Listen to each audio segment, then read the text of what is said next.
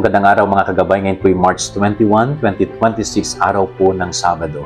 Ako po si Father Marvin at ang ating ebanghelyo ay hango sa ebanghelyo ni San Juan, chapter 7, verse 40 to 53.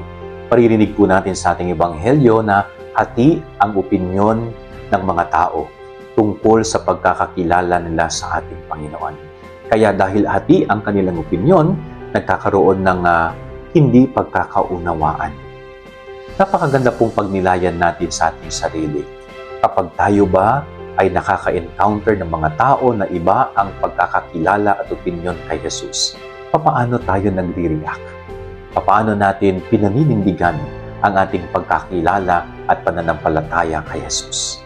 Sana ho, sa pamamagitan natin, ang lahat ng mga hindi maunawaan tungkol kay Jesus ay maging daan ng kaliwanagan ang ating mga gagawin at sasabihin.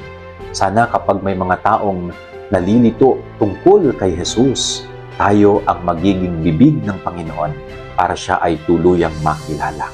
Yan ang ating gabay-aral ng maghapon. God bless po sa inyo lahat. Pagpalain kayo ng Panginoon.